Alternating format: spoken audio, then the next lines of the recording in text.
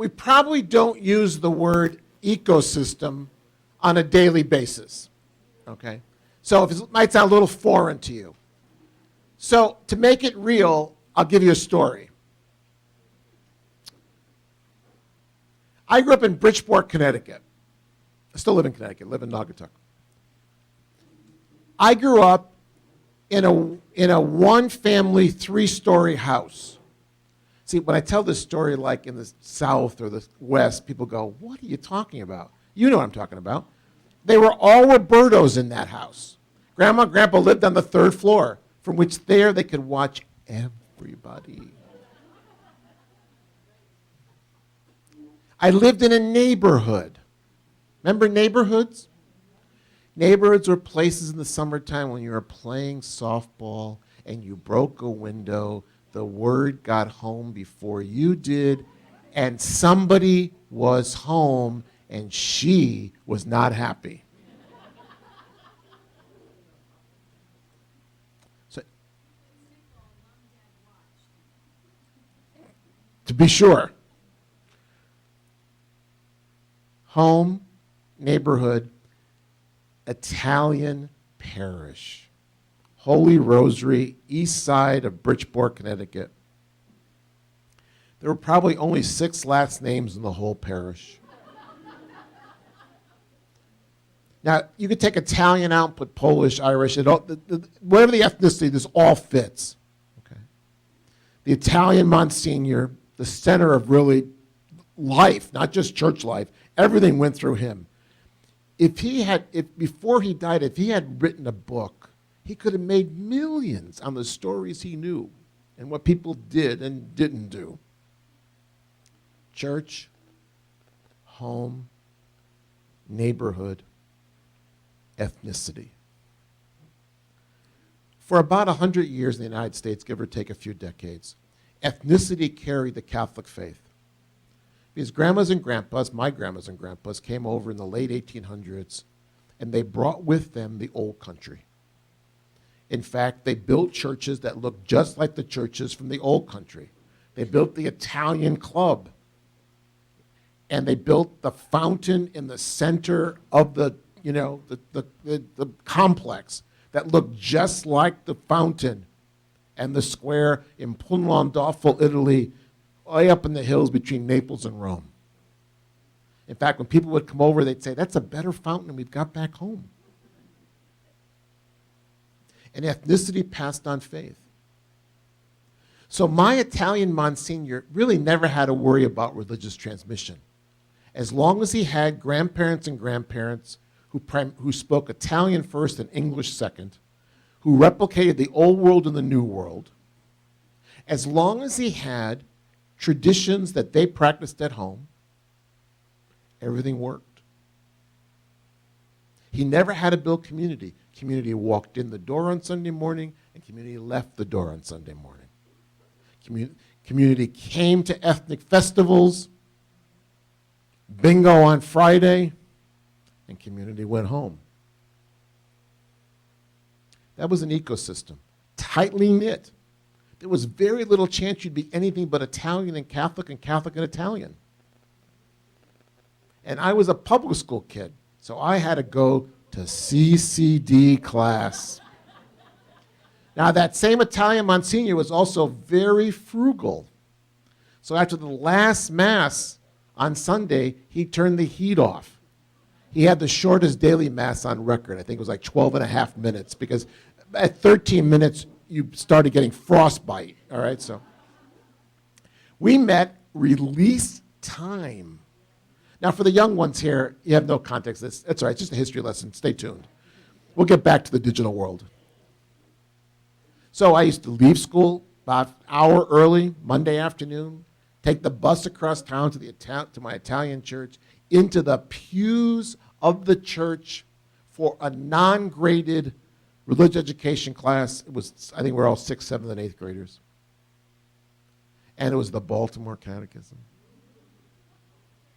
And they would do, sisters would come over, they would fly over because they were on order that had the wings. They'd fly over from across the school and they would teach us. And the methodology was pretty simple. They'd ask a question, and if we didn't respond with enough conviction or sound volume, they'd do it again and again. And so we got through the whole Baltimore Catechism in a year. Okay? And this is where you never took your coat off. So I always said we were ready to leave, you know. And then I went back for 7th grade. Now, I already had been confirmed and all the rest, because that all happened in 5th grade. So I went back in 7th grade, and guess what they did? They started with question 1. I knew question 1. I knew the answer to question 1. Who made you? God made me. I knew question 2. Why did God make you? To love, sir? I knew those. And I only knew one other question. The only one that anybody still remembers is, what is a sacrament, right? After that, you don't remember anything else about the Baltimore Catechism. So for the next 2 years, my religious education happened at the Jane Street Public Library, which was halfway. I can get off the bus, do homework, read books, and the rest. Well, once you've done the course and you've memorized it, what else is there to do? Because the catechism was never the thing that actually passed on faith. I had grandmothers and grandpas. My grandmother in Waterbury, Connecticut was crippled, so she never really left. In all the years I knew her, she never left her home. So instead of going to church, she turned her home into a church. So in every room you walked into, there was it was almost always, you know, a picture or a statue of Mary or some saint in Italy who probably really wasn't. You know, there's a lot of saints in Italy that really you can't find any. Okay, I got me. All right. And then she had her prayer space, votive candle, her prayer book, crucifix. So when you walked into Nanny's house, you walked into her church. And it rubbed off on you. Years later, I heard Monica Helwig, the great Catholic theologian, talk at a conference. She said, when she was growing up, the walls of her house were Catholic.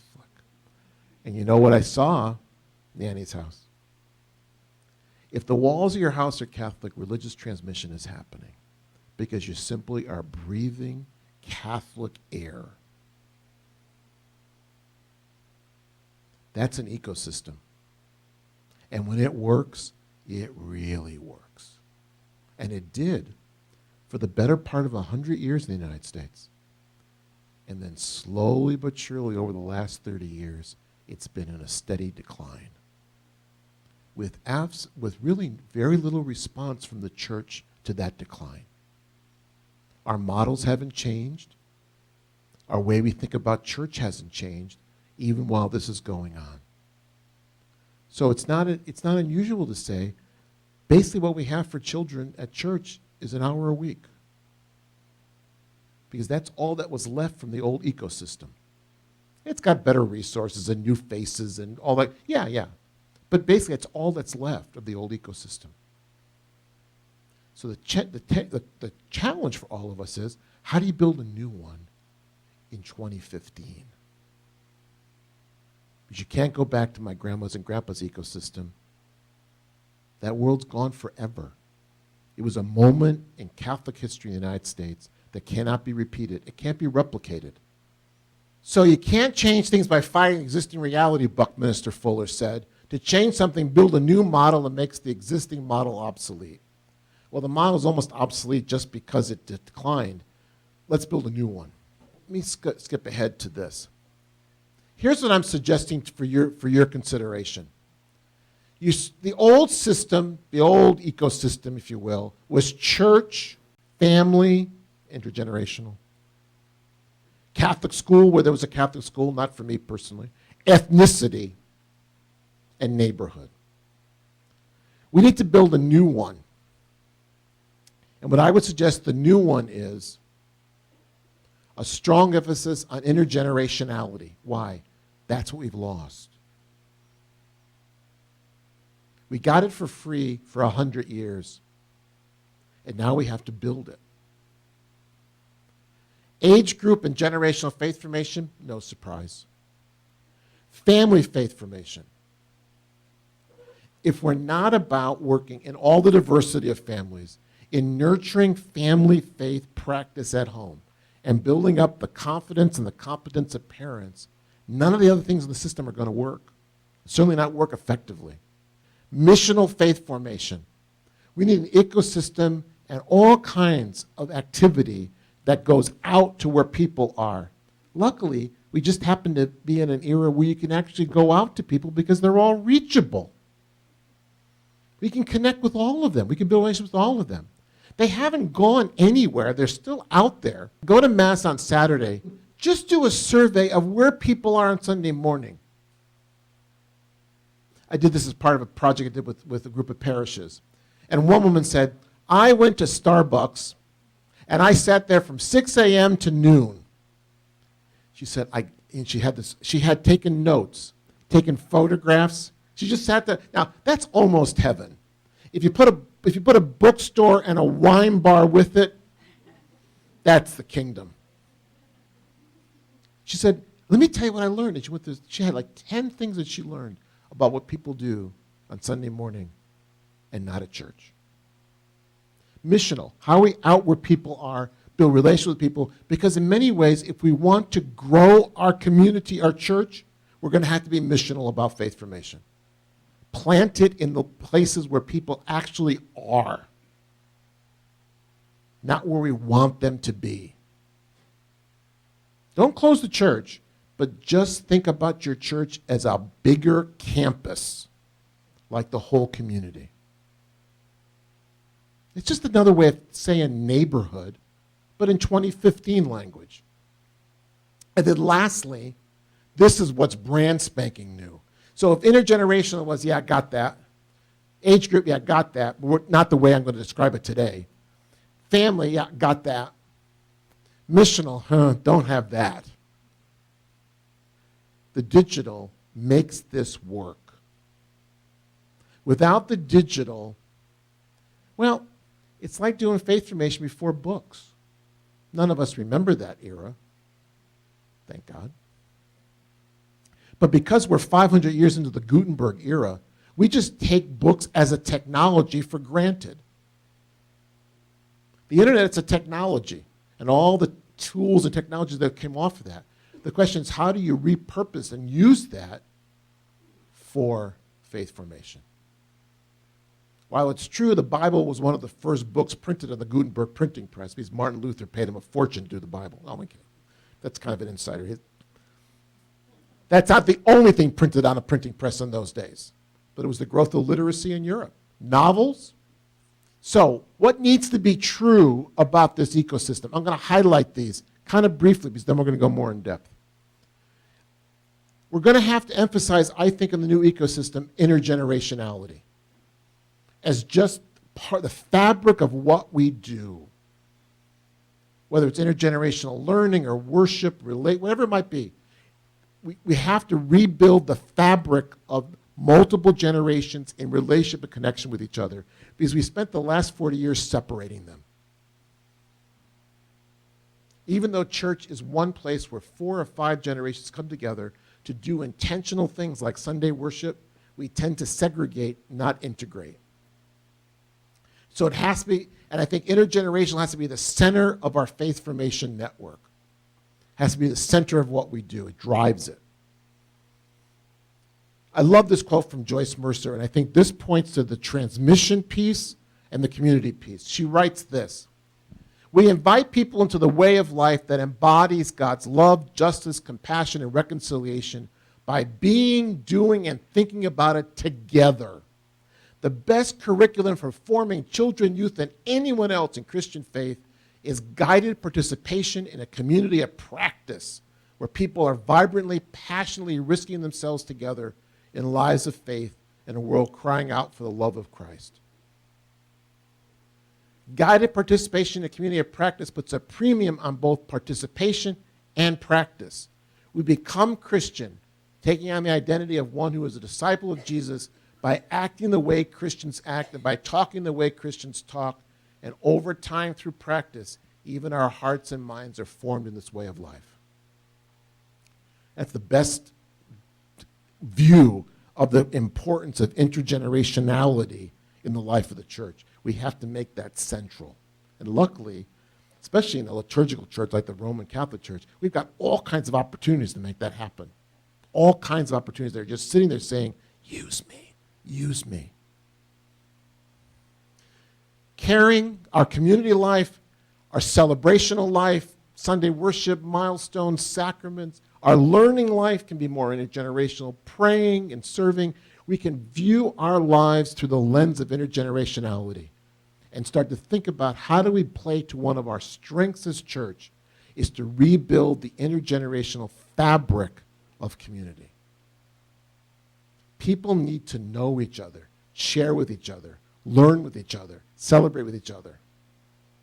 Way back when, back in the 1970s, Merton Strawman, great researcher, wrote a wonderful book called 5 Cries of Youth. Some of you might remember. If not, I'll remember for you. And in that book, he had 5 cries, but the 5th cry was the cry of the joyous. These were the actively engaged teenagers. And to a person, when he interviewed them and surveyed them, they all said one of the most significant things in their life was this. They were known by name by at least 5 adults in their church. Age group. The age group piece is fine, except that we just stopped a little bit short of adulthood. So we have 60 more years to add on, okay? So we're thinking about age group, addressing unique tasks. All of that revolves around the intergenerational community. Intergenerational, we're together. Age group, faith mission, we can specialize. So it's a both and, not an either or. But the key is we've got to move from here through the rest of the life cycle. In our current models, you don't have enough staff and money and facilities and days of the week to pull it off. You just don't. But the digital piece is the accelerator. Changing the model is the accelerator to doing that. Family faith formation. If you do, out of this model, this is a linchpin. So, nurturing family faith at home through these 8 faith-forming processes. And I'll go back to a slide that I went over before. And that's this. I've had a chance to do a lot of research, kind of studies of studies for a bigger project on what are the things that make a difference in faith in people's lives. What puts people on a trajectory towards lifelong faith growth? And these 8 come up over and over again in research studies. Bengston's research, National Study on Youth and Religion, dozens of studies. These 8, the reason why I'm going to point them out here is, think about these 8 as the curriculum for the home. How do we build caring relationships? Now, this is also the curriculum for the church, by the way. Because if you think about your church community, its life and its events, they all are in here somewhere. Rituals and milestones, church or home. How we celebrate our growth, the events of our family, big ones, birth, baptisms, and little ones. Success at school, graduations. Church year feasts and seasons is a natural, it forms a pattern. The dilemma with church year feasts and seasons is not what we do at church, which we do fairly well. It's the fact that there's no counterpart at home to church year feasts and seasons. So people flock to your church for ashes. And they're going to flock back at Easter. And they're going to miss the 40 days of Lent in between. Learning tradition. Everybody who's been in education for more than 22 minutes realizes this. Unless people are learning at home, whatever you do in class has no context. My youngest daughter, is a kindergarten teacher. I call it kind of spring training. She kind of breaks them in. But remember the old days when kindergarten used to be, play nice, nap nice, eat nice. Now you have to be reading, doing algebra, and all that stuff by first grade. It's kind of like standards. And so a big part of what she does is help parents tell stories to their kids. Help parents and she points to stuff on the internet, that kind of stuff, like the Khan Academy. We'll talk about that later. But just things that have to reinforce, she says, I don't have enough time to move them from 0 to reading, basic math, basic social skills, basic geography without the parents. She's got 7 hours a day, 40 weeks a year. You got 30 hours a year on a good year without snow. Praying and spiritual formation, huge. Prayer in terms of when they looked at highly religious young adults and said, what was a big factor? We prayed at home through my childhood and teenage years. Huge. Prayer, devotions. Second big one, huge, reading the Bible. Yeah, even Catholics, that was true for. Reading the Bible. Is the Bible woven into daily life? Serving, huge. Worshiping on Sunday with everybody. The more we do of those 8, engage people at church, but engage families at home, the more we do of those things, the more we put people on a trajectory towards lifelong faith growth. So the key when we're thinking about family is, how do we help families do those things at home? What used to be taken for granted, woven into the fabric of daily life, now has to be rewoven. We've got to help them do that. Without that, no matter how good what we do at church, there's no system to support what we do at church. Oh, I had it there. I could have gone that way. Parent faith formation. If you do those 8 things, you're doing parent faith formation. Like trying to get parents out for a workshop, unless you're giving out iPads, they don't come. I mean, they just, right? They just... Most people say, I just gave up. Well, this is 2015. Don't give up. Reverse the formula. Tell them to stay home and bring the program to them. You've heard of online learning, haven't you? The more we can help them do these things, meaning the more their experience at church can bring them forward to do those things at home, the more the parents are growing in those areas, the more they feel competent and capable, the religious transmission is starting to happen. There's just nothing more important in this whole model. Parenting for faith growth, how to actually do that, parent education, and then we have to help build strong families. Strong families are families in which spirituality can grow. And so the Search Institute's done us a huge favor. They've identified through research these 5 big clusters of what they call family assets. For me, it's the structure of a family curriculum. How do I teach families these family life skills, assets? Relationships, routines, expectations, manage the challenges that come with daily living, and how to connect to a wider community. So we've got all the building blocks to make this happen. We just have to make it happen. Missional. Expand and extend our presence through outreach, connection, relationship building. Just a bigger campus. Take the walls down and just see a bigger campus available. So how churches move worship and faith formation just out there. Opening programs. How many people do Vacation Bible School? And you're the cheapest babysitting for a week, aren't you, in town? So here comes everybody, right? All right. So when you think of Vacation Bible School is a missional activity if you see it, which is what? You've got all 4 of those profiles I talked about in terms of religious diversity. You've got actively engaged parents, and you've got some parents who have not set foot in a church in 100 years, but think this might be good for their kids, and you're cheap. So you have 5 days with all that diversity. And you just hope you can make it to Friday afternoon so you can go on vacation the week after. Like, God gave you all that diversity. They're right in your front door. You had them for 5 days. And you thought it was about children. But it was about the family.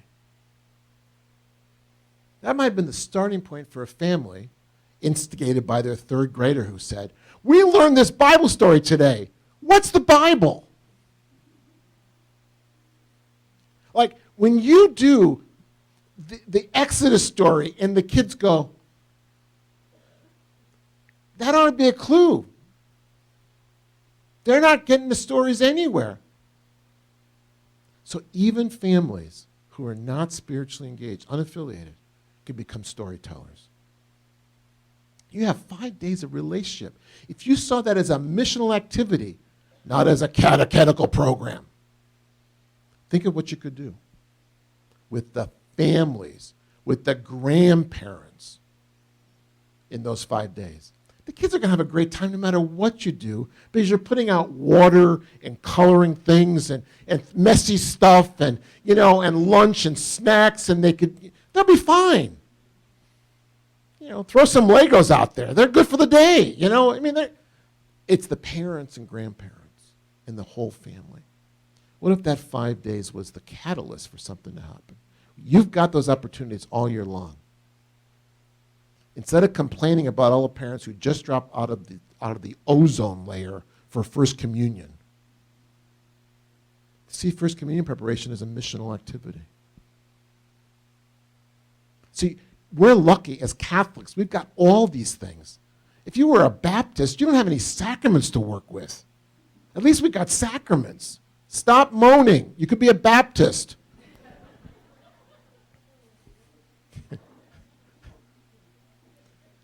Okay, so you see kind of the different things. I love the example. I was in a church a couple of summers back, and out in their parking lot was a huge screen. Big old screen, and they had a lot of grass and the rest. And every week they do a film fest. They do a film festival for the summer, and every week they do a big film on a big screen. They have hundreds of people who come. They have popcorn and hot dogs and the rest. And kids bring their parents because third graders can't drive yet, which is a good thing, by the way. And they have a missional activity. They pick great films. They engage the whole community. And the church has a bigger footprint. And people build a relationship and say, this is not the church I grew up with or the church I left. You say, no, it's not. Missional. This is a great missional activity. I can't guarantee you won't bang your fingers and be sore at the end of the week. But one of the great missional activities, especially with the 40 and under crowd, is for the church to be at the forefront of justice and service efforts. Building a house together is a great missional activity. Second part of missional is a pathway. And that pathway, we've had the RCIA for years. And the fact that the RCIA numbers nationally continue to decline is another canary in the coal shaft. We have so many canaries in the coal shaft that I'm surprised we, are not paying attention. Less people in the catechumenate today than there were 5, 10, 15, 20 years ago. That's the wrong direction. So we need pathways. And so, I don't know, how many are familiar with the Alpha course as an example? Alpha came out of England, came to the U.S., and there's Alpha Catholic. Alpha, I think it's called Alpha Catholic, or Catholic Alpha, I don't know what. But it's basically a 10-week meeting Jesus and Christianity again for the first time. For lots of people who just have it's kind of the reintroduction to it. But that's done everywhere around the country. And you can go right online to Alpha USA and the Catholic Alpha. Here's a parish that Our Lady of Soledad in California. They went down to Saddleback where Rick Warren is. I want to see how they turn people who were just visiting into members. Because that was the big problem. Saddleback is like 60,000 people, but many are just at like a sports arena. They're just visiting. They're not members.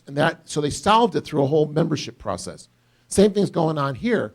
They developed over the course of a year what they call these mini retreats. Everybody's welcome.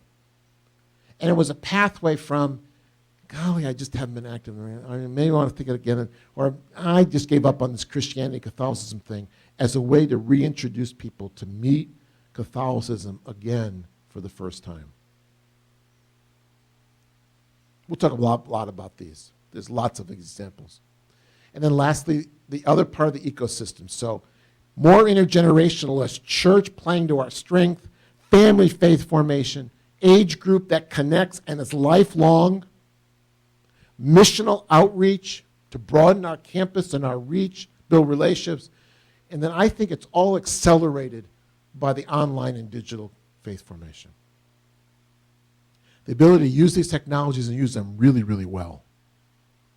So utilize the technology to engage people with faith-forming content anytime, anywhere.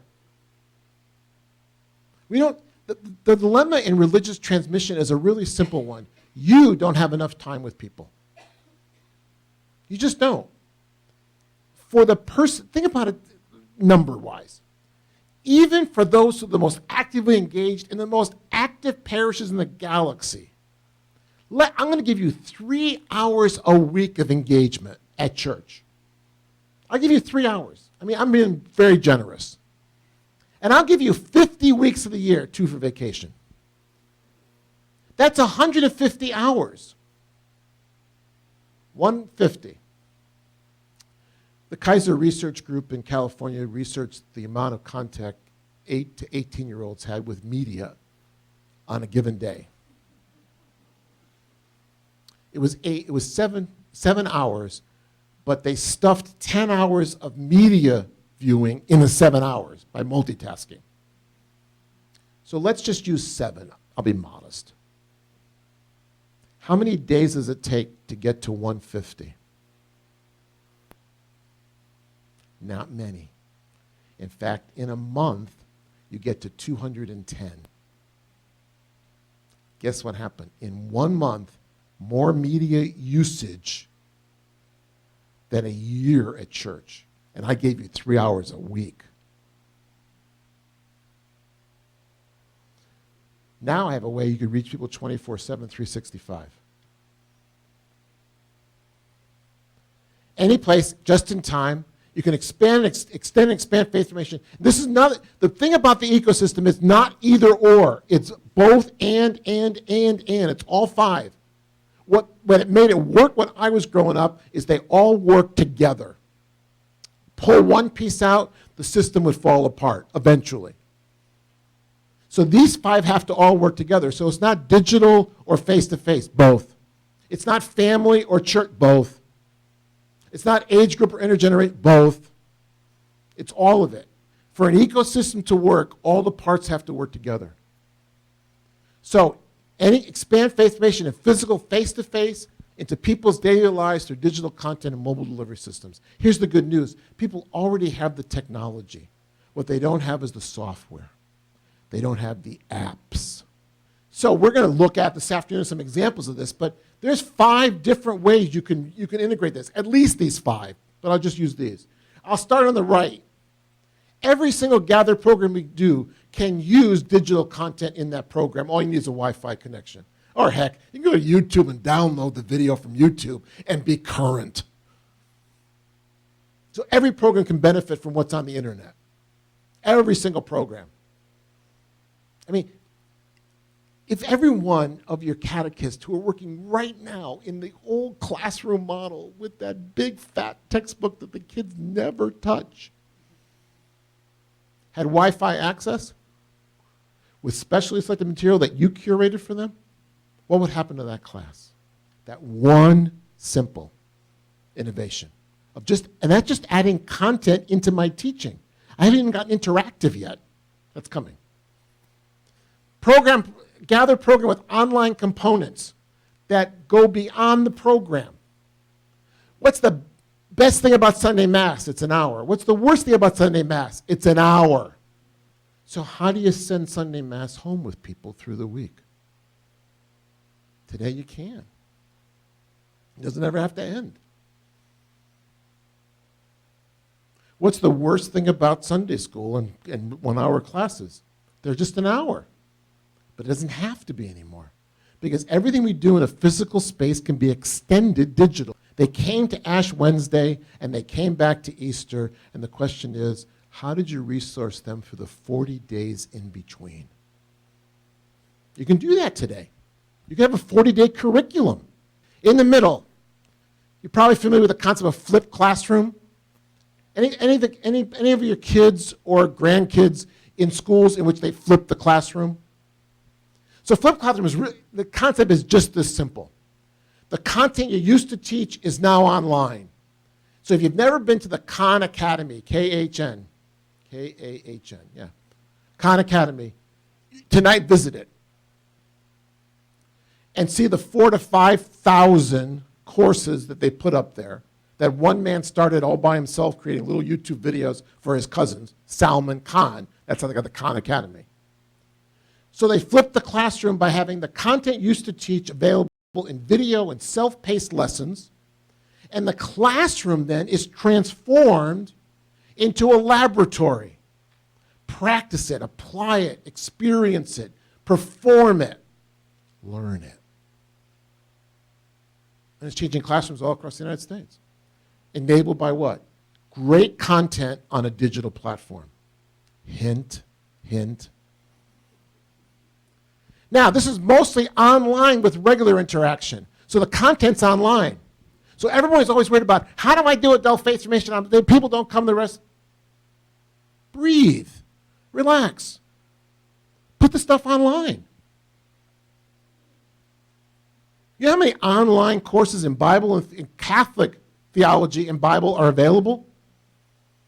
I haven't even gone to YouTube, God forbid, but I haven't even gone to YouTube to start looking there. Just courses from great providers of content. Lots of teachers in Catholic schools are doing their certifications for religion and the rest, all online, with maybe a small group that meets every now and then. Or, in the last example, that doesn't meet at all.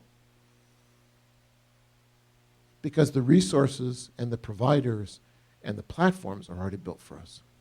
So now you went from, I've got one way to do things at church in the old model, gather, if I can't gather them, I can't do it, they won't come, so I'm not doing it, to choose your strategy. And by and large, the nice thing is people already have the technologies. Don't buy anything. Don't buy anything. There was a wonderful article this morning in Technology Trends that I get the newsletter. And they estimate that half of all the school children in the United States, half will have tablets by the end of 2016. Half. Half. The other half will bring their own devices to school. People do want to learn. They absolutely want to learn. And they're concerned about meaning and purpose in life. They're concerned about making a difference in their lives, making a contribution. They're concerned about all those issues. Serving people, they're concerned about all those things.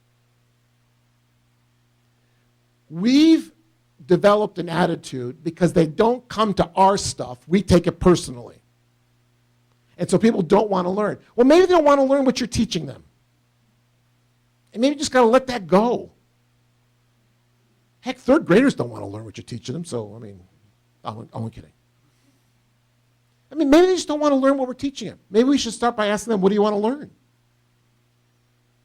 Because, now, the problem was 20 or 30 years ago, you wouldn't have had the resources to answer that question. Oh my God, if they ask for this, what will I do? This is 2015. You will go out and you will curate the answer. You'll find the resources. It's changed. So they may not want to learn what we want to teach. So be a really good teacher. Ask them what they want to learn.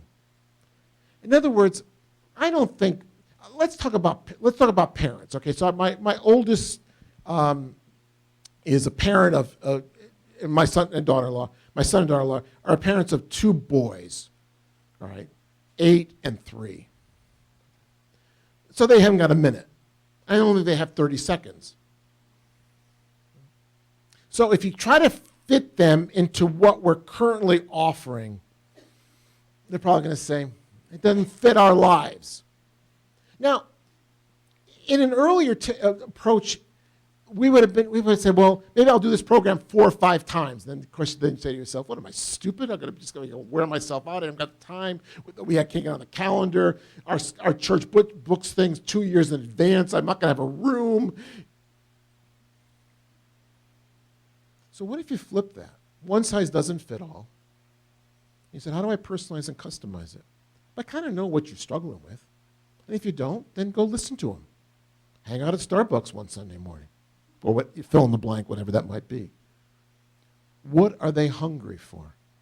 What are their life issues and life tasks? What are they concerned about? Most parents want to be really good parents. and they get really no support at all from the society to be a good parent. I mean, like zero, maybe less than zero. Be a place where people can get to learn how to be a really good parent. You may not teach that favorite Catholic theology class that you love to teach. Put it away. Someday you might be able to. I'm much more concerned with starting with people and their life and then moving to faith than I am starting with faith and hoping somehow I can get it to people. It's really hard. The climate has not been one that's endorsed that. These are pagans. How do we get them to be Catholics? So Catholic 101, 102, 103, 104. Yeah, I know. This is the opposite of that approach. Start what people are. What are they hungry for? What are they interested in? What are they struggling with? What are the issues in their lives? Everyone's trying to make sense out of their lives, especially in this fast-paced world. We should be an oasis that provides them with guidance and hope.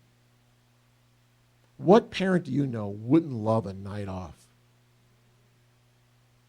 Bring your kids to church. We'll do the babysitting. Here's a night just for you.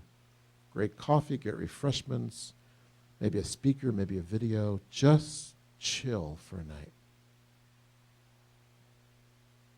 See, you've got to relax. You don't have to teach the whole catechism this week. Just breathe. Just breathe. People's issues are other than sometimes the church's issues. And by the way, you got cover.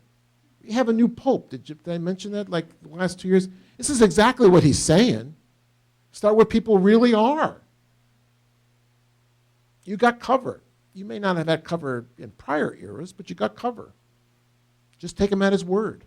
He seems to be happy when people do. So I think people are hungry. But if they're not hungry for what we're giving them, stop giving them that and find out what they're hungry for. If people were not interested in religion, you wouldn't see the growth of new churches. So here's the key. Where these non-denominational churches come from. Because last month, they weren't there, and this month, they have 500 members meeting at a warehouse or whatever. Where did they come from? Why are people attracted to that? Because people have hungers.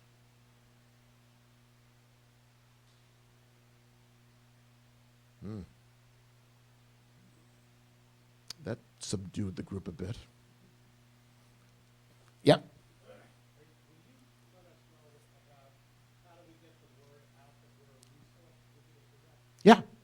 Yeah. Probably a little bit today, but I'll say this. It used to be a marketing thing. I need better flyers and all that. Stop. Everyone's connected. So who do you have on Sunday morning? Grandparents. Who do grandparents have? Grandkids. And kids.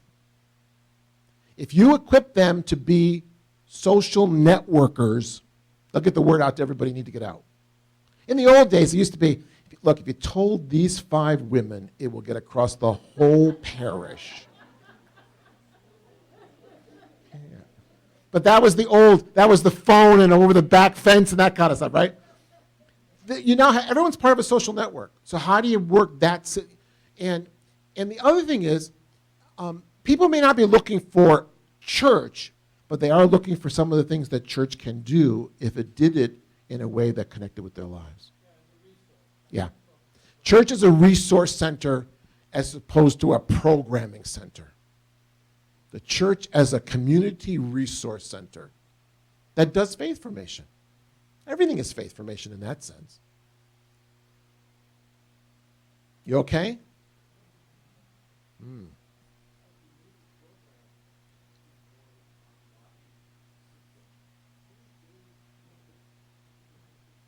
How do you evaluate? The question is, how do you evaluate whether you're doing okay online?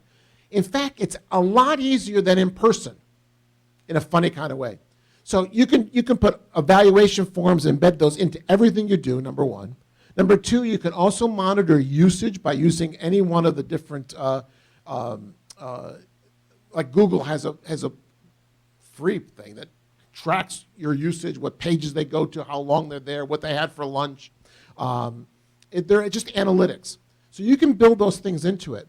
But see, what I'm going to suggest is a lot of what we're going to do is going to be in this area here, where you have physical contact with people. It might be limited, so you have a way to be in relation with people. That's what we do really well.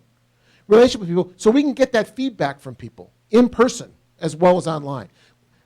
We're going to provide online-only stuff, but it's not going to be it's not going to be the only things we do.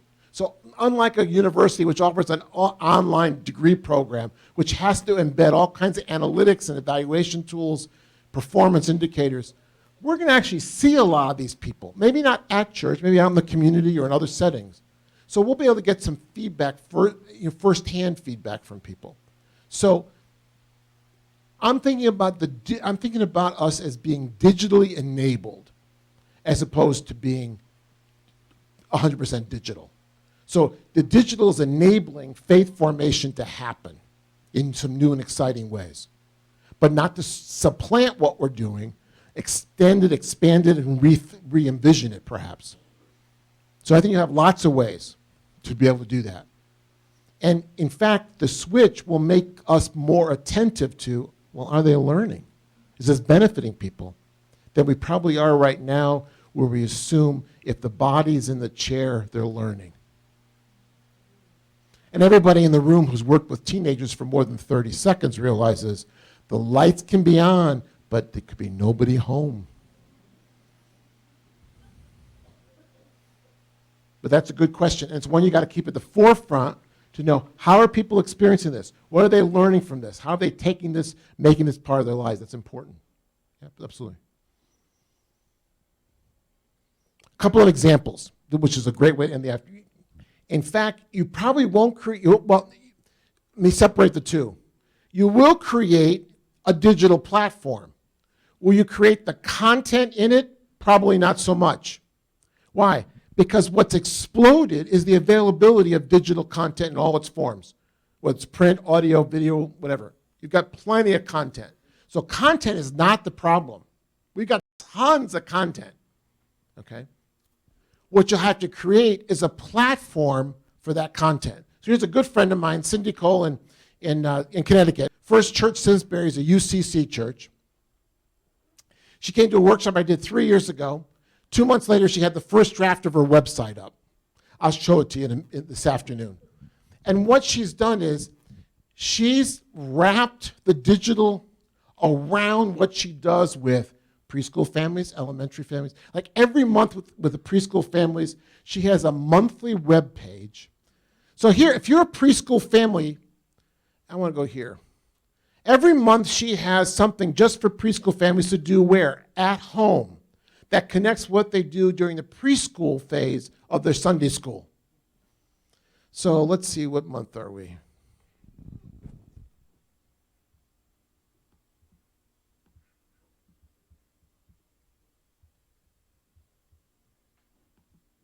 This month's theme was love one another. It's a great preschool thing. So she creates what I call a faith formation page. Every one of these is a link. I won't go to every link because it's slow to get there, but everyone, so here's coloring pages, here's online games, and she has curated these, which means what? She's gone out there, she's looked for stuff, she's screened it, she's chosen just what she needs for her people on that theme. Now what's going to pop up here is a YouTube video, which is the story of the Good Samaritan. Remember, the theme is love. And they can watch this video right here because YouTube will, in this platform, Weebly, it allows you to embed a YouTube video. Okay, so they're watching it here. Here's matching cards that people can print. You see where I'm going with this? She does this every month around the theme of the month. Cindy sat at the workshop with me and she said, I could never do that. And then 2 months later, version 1 was they're finishing their 3rd year with this platform. You can do all kinds of stuff on here, okay? But she didn't write any of this. What she did was said, this is what we're doing at church. How do we provide parents with things this month they can do whenever they want, because this website looks good on their phone. You can play a YouTube video on their phone. You can play it on a tablet. So here's the key. Older children, heck, third graders and up, and high school and adults. They know how to network with each other. So what you have to do is put some content in the pipeline. I don't want somebody to go to Google and put Bible study. It's 9 billion hits. And you know the first ones that come up, they may be popular, but they're pretty junky. And they're not going to be the Catholic Bible studies that you want on the topic that you want for the audience that you've selected. That's called curating. Okay? That's what we do. But if I put the right content in the pipeline, I then tap into their social networks. And what happens is they start sharing it. So with my grandparents who are on Facebook in record numbers, the fastest growing group on Facebook are 55 to 65-year-old women. Grandmas. That's why high school kids are getting off Facebook. I don't want my grandmother to see me. They're going over to Tumblr, which grandma can't spell. In the world of networking, by linking, they come to my site, and I become a resource. So everybody wants you to come to their site. So linking and the YouTube video, no copyright problem. You notice that this page has a lot of content, but it's not on the page. It's curated. So I can go someplace and download a PDF, and what Cindy has put there, the cutout cards, you simply can print because she probably had the reproducible rights to that. Sometimes some of the things we do for like a Sunday, the take-home things on Sunday, you could make those digital, make them right on your site. But a lot of times what you see happening is a very well curated site with activities by easy-to-use categories that people can connect to. And people are really used to doing this. So this may be like, oh my God, I never did, but this is what people do all the time. All the time. I don't want them on Google. I want them here on my page. I don't want them on Google. I want them on my church web page. I want to be their resource center. Because then I can connect it to what? Congregational events, family events, age group programming. I can make this work for my ecosystem. And it can be just as simple as this. Now, we'll talk about lots of ways to think about this, but you know how important intergenerationality is. You know how important family faith formation is. What we don't have are the tools to get there. How do you connect church and home? What's the bridge? I'm going to suggest it's digital. And by the way, digital means it's people. People say, oh, it's cold digital. No, it's people. People created this. People are going to interact with this. People are going to post a Facebook post. People are going to say, have you seen this? It's not technology. It's people. It's digitally enabled. So just keep that in the forefront. And even if you don't know how to do this stuff, there's people back home who do. You have a parish. Third graders know how to do this stuff. If third graders ever got organized, they could take over the world. We're just really grateful they're not organized. And they can't drive yet. Thank God. But I watch my second grader, my grandson, and he's doing things in second grade that were unimaginable 20, 30, or 40 years ago. Gee, you wouldn't have even imagined doing that. I watched a 3-year-old who's got his own PBS channels. PBS Kids, they got different channels. And he knows which ones to go to for the math program and the reading program. And so I'm watching him on his mom's iPhone. He can't call out on it. It's just got the Wi-Fi, so it's like a device, a little mini tablet. And I'm watching him, and it's a story that's teaching, reading. He's 3 years old, though. But he's reading with the story. I'm going, he's 3 years old. God, wait till that poor kindergarten teacher gets him in 2 years. But it's digitally enabled. It does not replace the alphabet letters, puzzle pieces on the floor. It didn't stop him from going on the back porch at Grandpa's house with his chalk and doing ABC all around and 1, 2, 1, 2. And I'm listening to him, A, B, and he's writing. And then he's making some words. Gets his name, 3 years old. He's got his will, I'm going. It's digitally enabled, but he's still got to learn it and do it. And he loves chalk as much as he likes his mom's iPhone. That's what we have to appreciate. It's a both-and world. And the younger ones look at us and go, don't you guys get it? It's all of this. That's for me what's really exciting about it.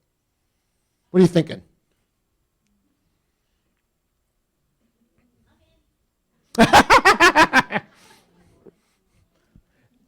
I'll put the link to Cindy's website on the Lifelong Faith page for Albany, so you can just link right from there. So you have to remember it. So let me share with you. I'm the pastor at Holy Trinity Holy Trinity Church. No, it's a make-believe church,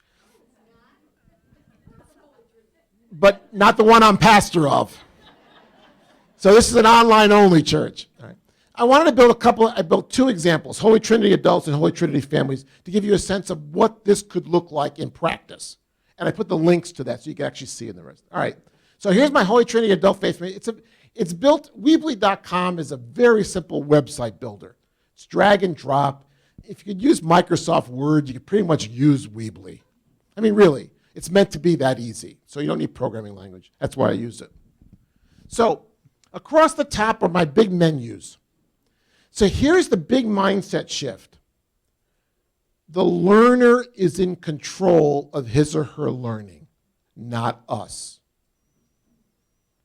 I'll try it again. The person is the center of faith formation, not us.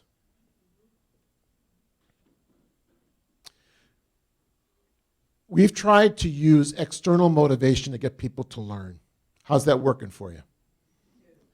So every year, the number of policies and requirements keeps going up. So I'm with the church 2 years ago, and I'm doing this little piece on motivation.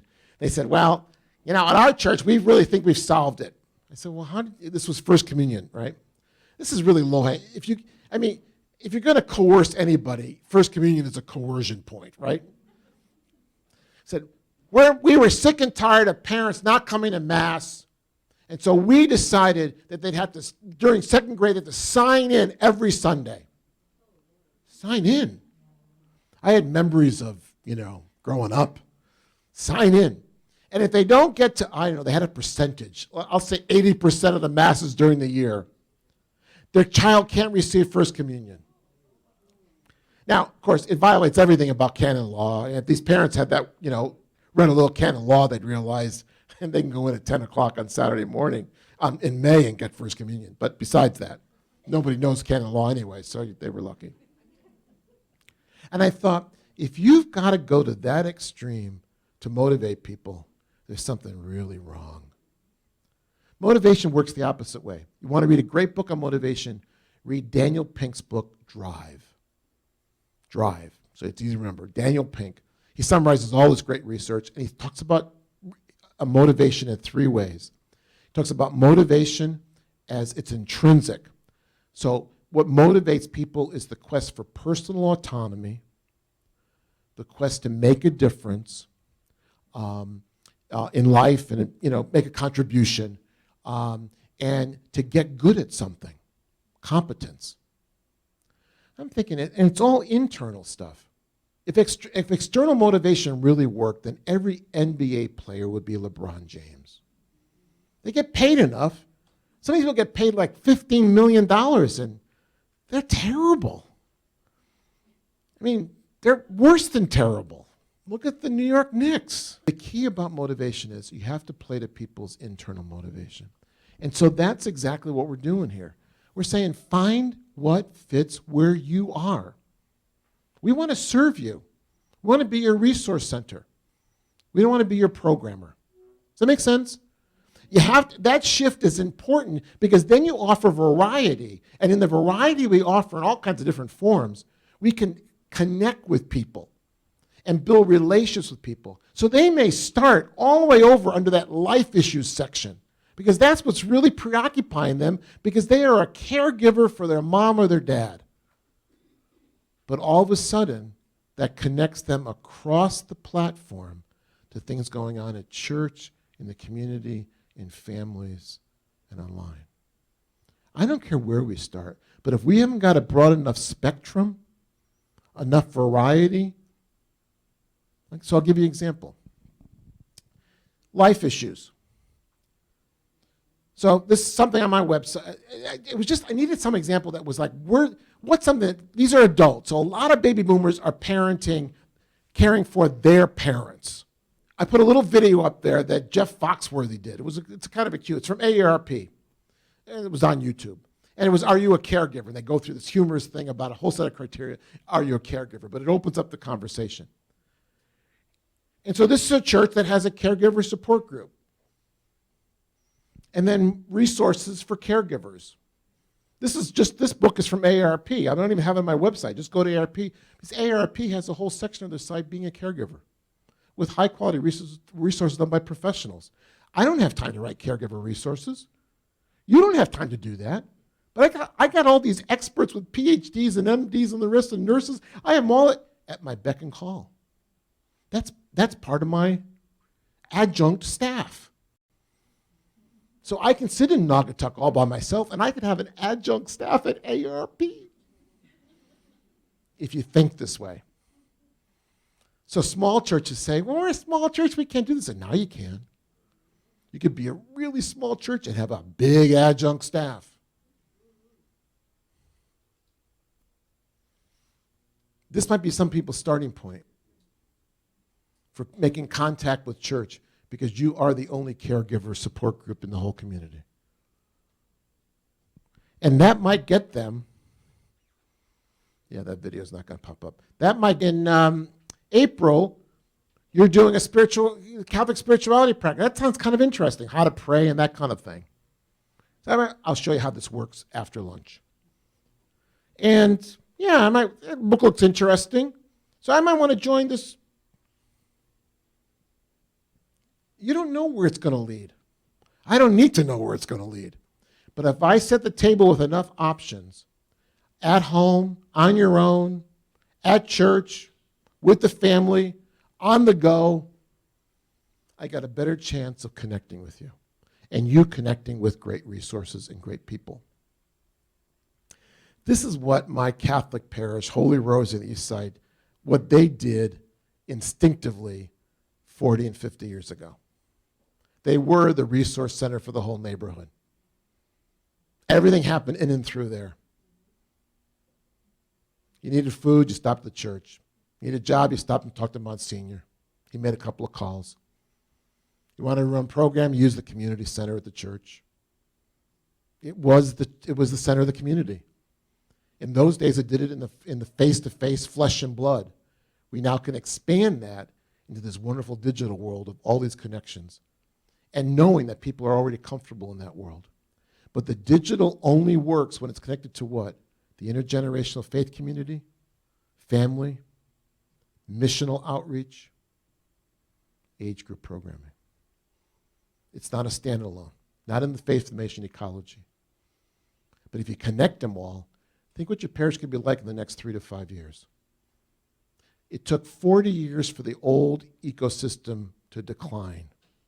It's not going to take 40 years to rebuild it because time has accelerated. But over the next 3 to 5 years, what would happen if your parish moved along this track?